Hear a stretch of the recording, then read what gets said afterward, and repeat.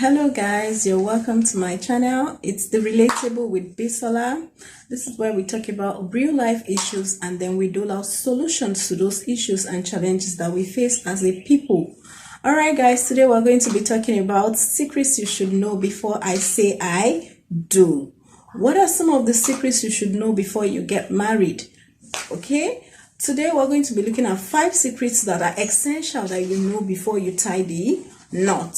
So here is number 1. Marriage is hard work. Yes, you heard me loud and clear.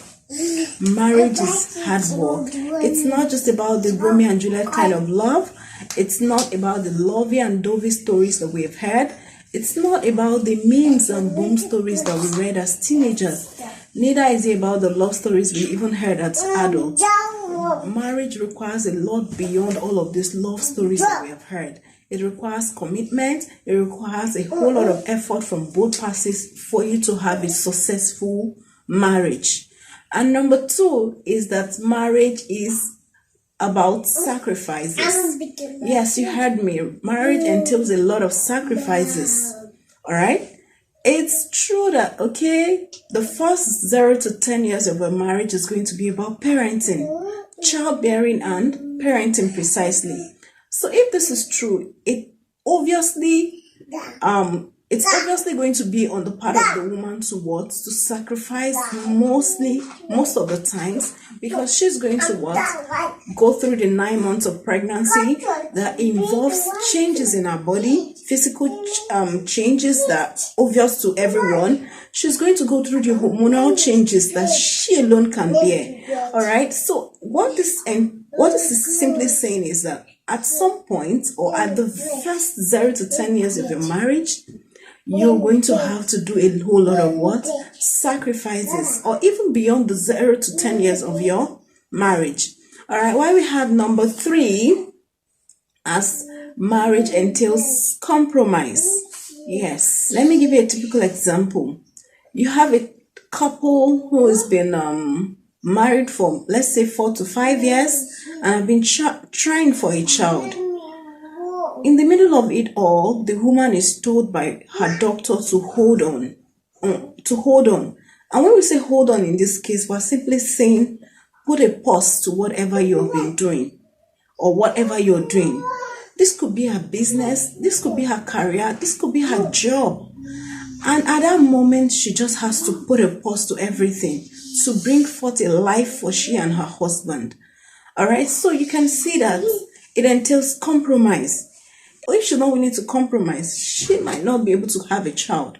So there are other examples of how women have come to compromise in marriages.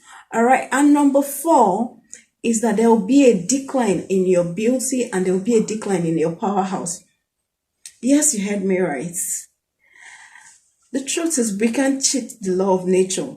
No matter how gorgeous, pretty, beautiful you are, at some point, this beauty begins to depreciate. At some point, it begins to decline. This is only the law of nature.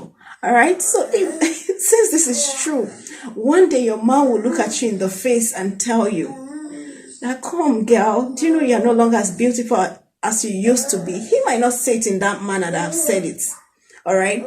We've had people adding weight and their spouse get to tell them, come, madam, slow down. You're adding a whole lot of weight. All right? So there's going to be a change. All right? It's just that let's say for some are going to have to lose their beauty faster than the other. All right?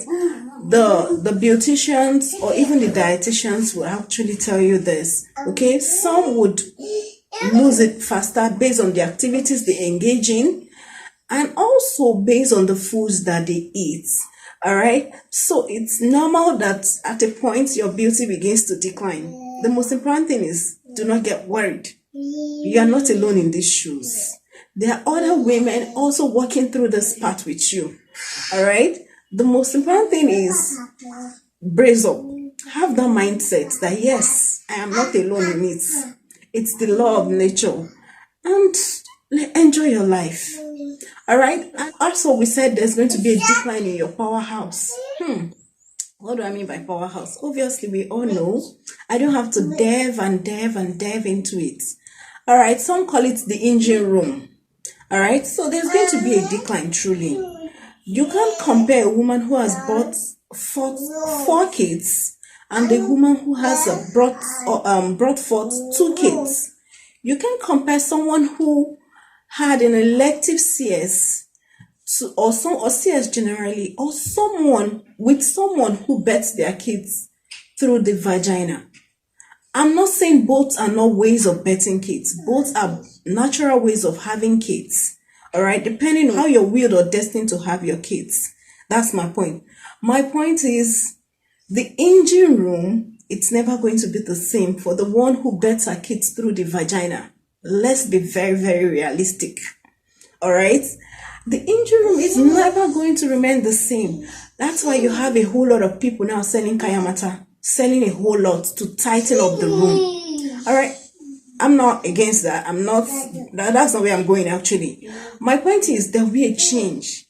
And when this change comes in, please psychologically prepare yourself. Have the mindset that it's normal. Our mothers went through this phase. I know some people might say, I want to opt for surgeries to correct and all. Well, I won't want to go into that also. All right, so guys, but the point is there's going to be a change. And when this change comes in, embrace it positively. Have the mindset that it's normal and then move on with your life. All right, and number 5 is that relatives will have a role to play in your marriage. Yes, you heard me. You know, most times couples come in with the mindset that it's me and my husband kind of thing. Who says? Anyway, if your husband is an orphan, all right, it's possible. But in most cases, all right, it's not just going to be you and your husband. You have your relatives. So relatives are going to have to play a lot of roles in your life as a couple. Sometimes we try to deny this fact or not accept it, but the truth is they will always be there. Let me be a bit specific. Your mother-in-law and your father-in-law are the closest relatives you would have, all right? And so they will have a whole lot of roles to play. I've seen instances where relatives have determined the number of kids a couple would have. I've seen instances where relatives have decided on the locations where the couples will live. I've had a whole lot of instances where relatives have made critical decisions in marriages. And sometimes this decision has led to a successful marriage. You hear couples looking back and say, oh, it was my mom who even decided that we should move to the UK. And today we have, our kids over there and they're doing well. What I'm saying is that relatives would always have a whole lot of roles to play in your marriage. So when you come in with a friendly mindset, come in with an accommodating mindset, come in with that mindset that is, that is positive, that is welcoming. All right. So when you come in with that kind of mindset, all right, you also remember positive attracts positive. All right. You also attract that good side of them. But when you already come in with the mindset that it's me and my husband kind of thing, I don't want, any relatives around. I don't want anyone coming to interfere in our decision making or our marriage. It's not always going to be that way. It's not always going to be that way. That's the reality. All right. So, but when you come in with a positive mindset, you would also get what is more or less like what you give. That's what you're going to get back. All right. So when you're friendly, you're nice, you're accommodating with these people, all right, they would also in turn be friendly with you. They will also welcome you like you're their own daughter. They will also accommodate you like their own. All right. So guys, always know that relatives will have a role to play in your home, on your life as a couple. All right. So I hope with these 5 points put together, you've been able to pick 1 or 2 lessons as we discussed, secrets you should know before you say I do. All right, guys, kindly do subscribe to my channel. Kindly do like my channel and kindly do leave a comment in the comment section rather. If you feel there's anything I haven't said better, please let me know. And if you feel there's something I could have even said better, all right, Kindly drop your opinions as well in the comments section. Till I come your way again, kindly continue to stay safe out there.